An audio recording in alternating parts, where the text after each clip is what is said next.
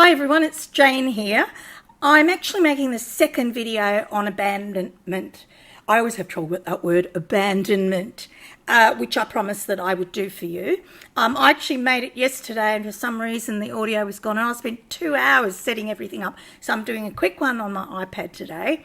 And what I want to talk to you about today is actually the second part of abandonment and how it presents itself. In other words, what makes us feel abandoned as children? What actions is it that our parents or our caregivers perform that leads into us feeling abandoned later on as adults without even realising it? And it's called abandonment trauma, and it's a form of anxiety that we get through that abandonment trauma. So think about it like this. From the moment that you come into the world, we form attachments to people, and usually it's to our parents or caregivers. And this is critical to the child's emotional, physical and psychological development. That is very critical, how that child is going to actually feel, think and behave later on in life. So a gentle caregiver or a gentle parent, for example, who responds to a child's emotional and physical needs, the child will then become a healthy adult because all their needs are being met in a gentle, kind way, which is really common sense, really, isn't it? I mean, and it actually, what it does is it allows a child, it allows self-esteem, it allows a child to be secure, to explore the world that they go into and the world around them. And they have a strong foundation of understanding the world around them.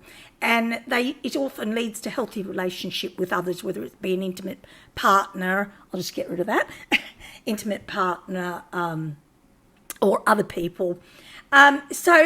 For example, if your early relationship with a parent or with a caregiver is, for example, neglect, physical violence, the parent is substance abusing, the parent has mental health problems, or the caregiver, because not always is it the parent, you could be adopted, etc. And that can actually lead to abandonment. They're absent in all these ways. So if they're like an alcoholic, for example, and you're watching that alcoholism that may actually manifest in saying mean things to you time, or, physical violence, that's not really being present, is it, and being there for you.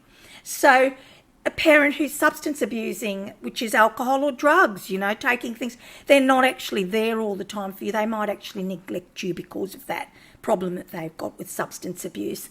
They might have mental health problems that makes them abandon you as a child and be absent. And so you basically don't feel that secure, safe environment and being really made to feel loved and safe and secure. And then also, as I said in the first video, abandonment can be just not being present. Maybe the parents are caught up with their own life, their own relationships with their partner, that they're there but they're not actually present. They're sort of, these things where parents often say to you, little things that stick. Look, children should be seen and not heard. And I mean, that was a common saying among the older generation, and they really did think children should be seen and not heard. Basically, that's something that can stick in a child's mind, I'm not that important, I should be seen but not heard, I'm not listened to. So if children are made to feel unimportant and unsure of how their needs are going to be met, this again can lead to those feelings of abandonment later on in life. You don't even realise that you're suffering from abandonment, but these are the things that lead to abandonment trauma. And post-traumatic stress results from experiencing those things as a child. What happens is those things that the parent does leaves a really huge imprint on the psychological well-being of the child. And it goes well into adulthood. And it increases the child who grows up as an adult, or even as a teen, more risk of substance abuse, eating disorders, relationship difficulties, and even mental health disorders, of course, depression, anxiety, etc. So if your parent did, was, for example, abusing drugs or alcoholism, or you witnessed physical violence, sexual abuse, which you may have. And look, I've got a great video on my free YouTube mental health channel, which you really should see if that's ever happened to you. I actually specialise in that area as well.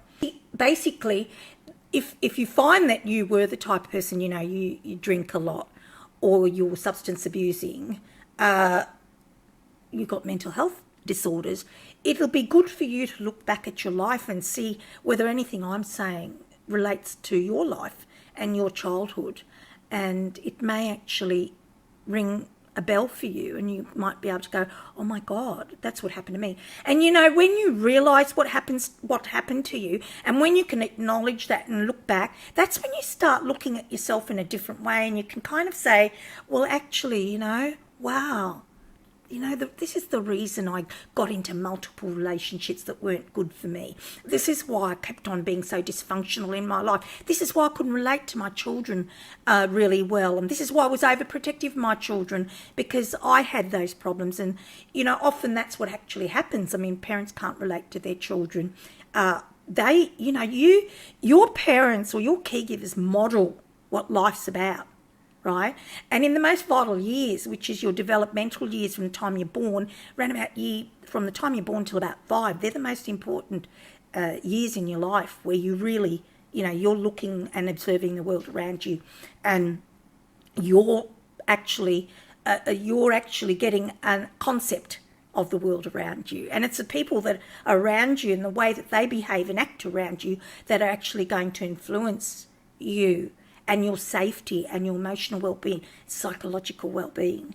So if you're treated well and you're listened to and loved and nurtured and cared for, you are going to probably end up not having problems with mental health problems, not having substance abuse problems, picking healthy relationships with people who treat you well. If you've been treated poorly, or an example of that, if relationships has been your father or your mother even, because abuse happens both ways. Women can abuse men really badly as well. So your concept is that's the way relationships are. This is how we're socialised in life. And so what we do is we show you how to have healthy relationships throughout your life. When I say we, I'm talking about as a parent. If I was dysfunctional, for example, that's going to impact on my kids, and the way that I was around my children and the way that I chose relationships. And, all of us, we are layers. We are layers from the time that we're born. We are layers of this happening, and then this happening, and then this happening. And we are layers of this is what we did in our life because of this, what happened, and this is what we did again in our life because this is what happened. And when we can look back and see why we behave like that, we are less likely to keep on choosing bad partners and behaving in the ways that we do. That's why counselling is so important. I mean, I had a lot of counselling in my life, on and off throughout my life, to deal with problems. And as I said in my first video, best thing is having 2 degrees in human development. It really, really has changed my life. So, healthy individuals rely on stable and safe relationships, especially in your developmental years, and it shows you how to have healthy relationships throughout your life.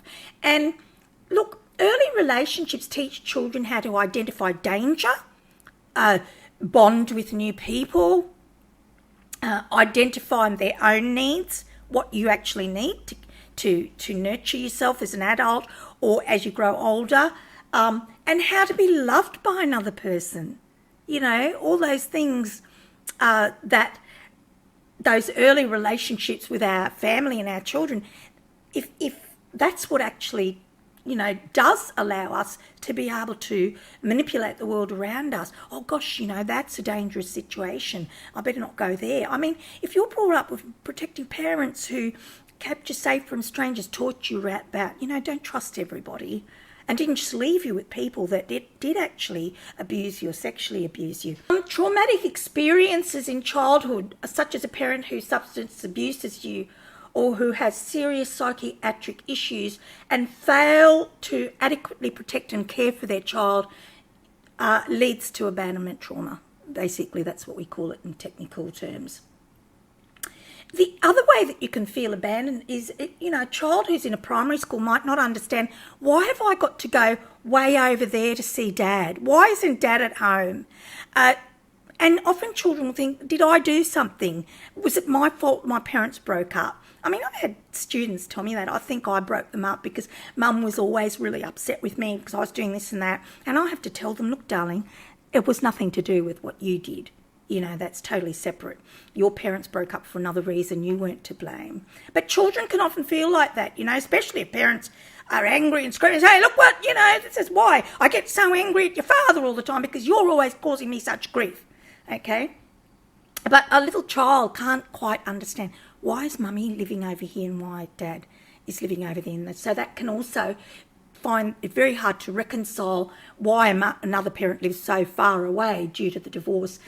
Teenagers who have parents in jail can experience abandonment and show signs of abandonment trauma, by having these dysfunctional behaviours, substance abuse, etc., not doing the right thing, getting into bad relationships with other kids and doing the wrong thing and getting into trouble.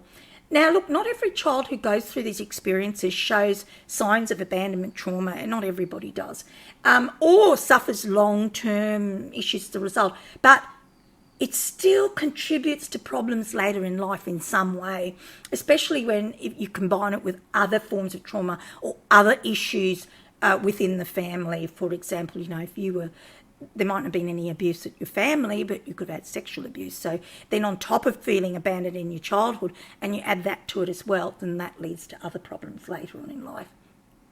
And while it's more common for abandonment to happen when you are a child, it can also happen as an adult. So if you have a lot of loss in your life, say partner dies, your mother dies, sister dies. And, I've got a friend like that, and it's heartbreaking to me that person's lost so many people. And, I'm very lucky. Apart from my mum and dad, I haven't lost any of my 5 siblings, my grandchildren, or my children. And God forbid, I don't know how I'd ever cope with it. As I say, don't outlive me to my kids. I'm the older one. I'm the first to go.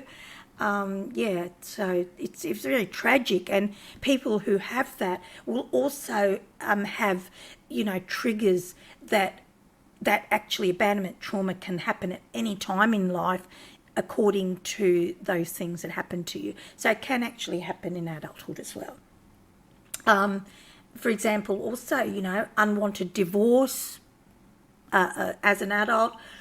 Say your partner leaves you, and then maybe the next thing you know, your mum dies, then the next thing you know, your sister dies, and then another broken relationship with another partner.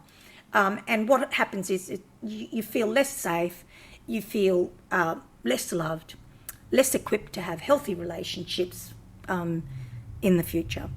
So I hope that's given you a little bit of an understanding about abandonment trauma, and I will be continuing with more on this topic. Take care, everybody, and bye for now.